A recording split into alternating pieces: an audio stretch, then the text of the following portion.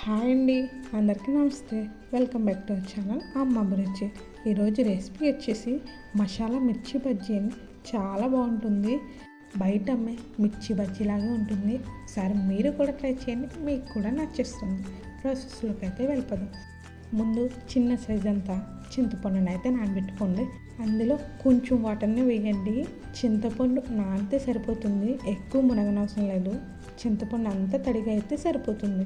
అలాగే నేనైతే 1/2 కేజీ శనగపిండిని అయితే తీసుకున్నాను. అలాగే 1/2 కేజీ మిరగాయలను కూడా తీసుకున్నాను. 1/2 కేజీ ఉన్నాయండి మిర్చి, కరెక్ట్గా సరిపోతుంది. 1/2 కేజీ మిర్చికి 1/2 కేజీ శనగపిండి అయితే తీసుకోండి. అలాగే అందులో 1 స్పూన్ కారం, రుచికి తగ్గట్టు సాల్ట్ని కూడా వేసుకోవాలి. 1 స్పూన్ బేకింగ్ సోడాని కూడా వేసుకోండి, అదే వంట సోడాని అయితే వేసుకోవాలి. అందులో 2 స్పూన్లు వామునైతే బాగా నలిపి వేసుకోండి. వామునైతే అస్సలు స్కిప్ చేయొద్దు, కంపల్సరీ వేసుకోవాలి. వేసేసి మొత్తం పిండి అంతా కలుపుకోండి. ఉండలు ఎక్కడా లేకుండా పిండి అనేది బాగా కలుపుకోవాలి.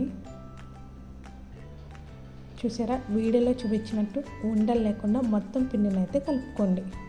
ఇప్పుడు ఇందులో కొంచెం కొంచెం వాటర్ వేస్తూ పిండిని బాగా చిక్కగా కలుపుకోవాలి. మనం ఎంత బజ్జీలకి ఎంత పిండి తీసుకున్నామో కూడా చూసుకోండి. అలాగే పిండిలో సాల్ట్ అవి సరిపోయలేదో కూడా కంపల్సరీ చెక్ చేసుకోవాలి. పిండి కూడా పలుచగా అవ్వకుండా చూసుకోండి.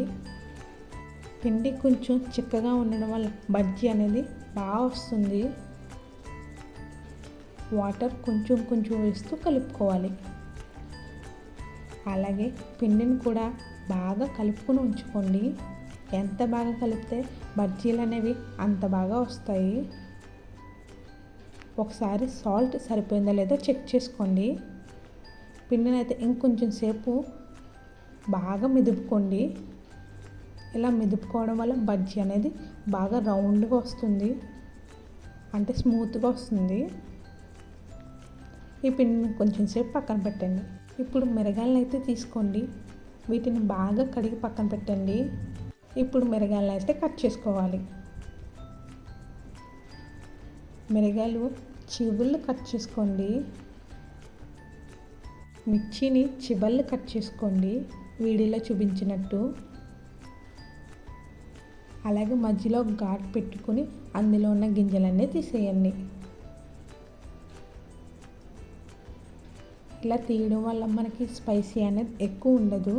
అంతేకాకుండా మనం మసాలా కూడా పెడతాం కదండి, బజ్జీ అనేది తినేటప్పుడు బాగుంటుంది. ఇలాగే మొత్తం బజ్జీలన్నిటినీ చివర్లు కట్ చేసి లోపల ఉన్న గింజల్ని తీసేసుకోవాలి. అలాగే మీరు కనుక ఫస్ట్ టైం నా ఛానల్ చూస్తుంటే వీడియో నచ్చితే కనుక లైక్ చేయండి, షేర్ చేయండి. మరిన్ని వీడియోల కోసం నా ఛానల్ సబ్స్క్రైబ్ చేయడం మాత్రం మర్చిపోకండి. అలాగే మీకు ఏదైనా వీడియో కావాలితే నాకు కామెంట్ చేయండి. నేను ఎలా చేస్తానో రెసిపీ చేసి వీడియో అయితే పెడతాను. అలాగే ఛానల్ సబ్స్క్రైబ్ చేయడం మాత్రం మర్చిపోకండి. ఇలా బజ్జీలన్నీ తీసేసుకున్న తర్వాత కొంచెం మసాలా అయితే ప్రిపేర్ చేసుకోవాలి. నేను వీడియోలో చూపించినట్టు కంపల్సరీ ట్రై చేయండి. ఎందుకంటే నేను చేసినప్పుడు మా ఇంట్లో వాళ్ళందరికీ నచ్చాయి. అలాగే మీరు కూడా ట్రై చేయండి, మీ ఇంట్లో వాళ్ళకి కూడా నచ్చుతాయి. కంపల్సరీ మెచ్చుకుంటారు కూడా, అంత బాగుంటాయి. ఇందాక మనం చింతపండుని కొంచెం నీళ్ళు వేసి నానబెట్టాం కదా, అదే వాటర్లో గుంజునైతే తీసేసుకోవాలి. అందులోకి 1/2 స్పూను వామును బాగా నలిపి వేసుకోండి. అందులోకి రుచికి తగ్గట్టు సాల్ట్, ఎక్కువ అవసరం లేదు, తక్కువ సాల్ట్ వేస్తే సరిపోతుంది. చిటికెడు జీలకర్ర పొడి, చిటికెడు ధనియాల పొడిని కూడా వేసుకోండి. ఇవన్నీ వేసేసి మొత్తం కలిసే వరకు కలుపుకోండి. అలాగే సాల్ట్ సరిపోయిందో లేదో చెక్ చేసుకోవచ్చు. గుంజులో ఎక్కువ వాటర్ అయితే వేసుకోకండి, పలుచగా అయిపోతే బాగోదండి. ఇలా గట్టిగా ఉండేలా చూసుకోండి. ఇలా కలిపిన దాన్ని మిర్చీలో అయితే పెట్టేసుకోవాలి. వీడియోలో చూపిస్తాను చూడండి. అలా అయితే మిర్చిలో ఈ మసాలాను అయితే పెట్టేయండి. దీనివల్ల మిర్చి అనేది టేస్ట్ బాగుంటుంది. అలాగే మనకి ఎక్కువ స్పైసీగా ఉండకుండా కొంచెం పుల్ల పుల్లగా టేస్టీగా బాగుంటుంది. మీరు ట్రై చేయండి, మీకు కంపల్సరీ నచ్చుతుంది. అలాగే చింతపండు గుజ్జు అనేది లోపలే పెట్టుకోండి, పైకి అస్సలు రానివ్వకండి. పైకి వచ్చింది అంటే బజ్జీ అనేది నల్లగా మాడిపోతుంది. లోపలే పెట్టుకుని పైన ఏదైనా ఉంటే తుడిచేసుకోండి. చూడండి, వీడియోలో చూపించినట్టు కొంచెమే తీసుకోండి. తీసుకుని బజ్జీ లోపల పెట్టేయండి. పైన ఏదైనా అంటుకుంటే ఒక్కసారి తుడిచేసుకోండి. దీనివల్ల మళ్ళీ బజ్జీ పైన నల్లగా వచ్చేసి బజ్జీ అంతా కలర్ చేంజ్ అయిపోతుంది. అందుకని చెక్ చేస్తూ ఉండండి. నాకైతే కరెక్ట్ చింతపండు గుజ్జు అయితే సరిపోయింది.